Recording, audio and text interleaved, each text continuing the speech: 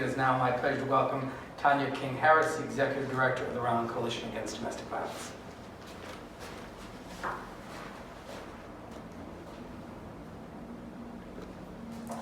Good afternoon, everyone. It is so important and timely for us to be here today talking about this crucial legislation. I'm Tonya King-Harris, and I'm the Executive Director of the Rhode Island Coalition Against Domestic Violence, and I am grateful to be able to be here with you and share about this bill today.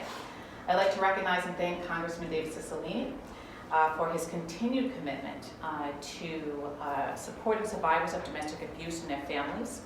I'd also like to thank Attorney General Neronha for his efforts working to make Rhode Islanders safer.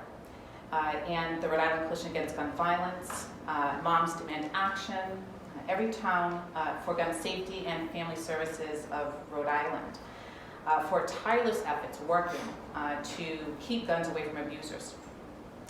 All of our combined efforts have been life-saving, particularly for survivors of domestic abuse. And I also want to make sure to acknowledge all of those who suffer firsthand the loss of a loved one due to gun violence. As advocates for survivors and their families, we know all too well how much more dangerous situations become when a firearm is involved.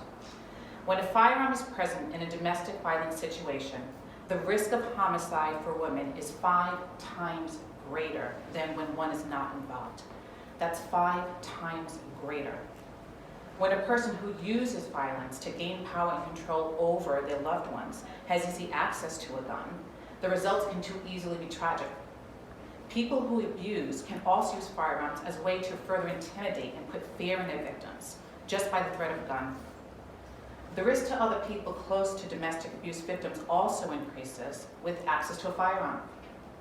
In Rhode Island, from 2006 to 2015, every bystander who was murdered during an attack on a domestic abuse victim was killed with a gun. In 2020 alone, we lost 5 Rhode Islanders to gun violence in domestic abuse situations. One of these Rhode Islanders was a bystander. Domestic violence murders are not isolated. These murders happen after a pattern of controlling and escalating behaviors.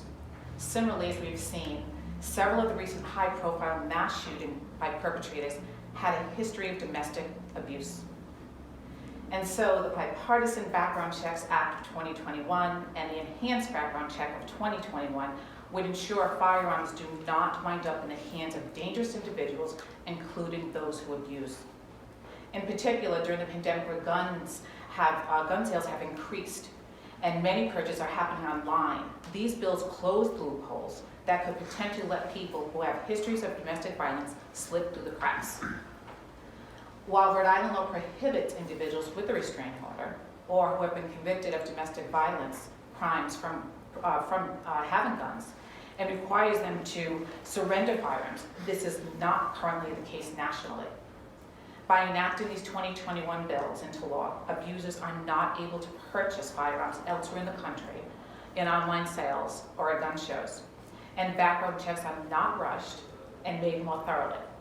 Put quite frankly, these bills can save lives. Together with the passage of these crucial bills, we can better protect survivors and their families, all Rhode Islanders, and people across the country from gun violence. Thank you so much for your time.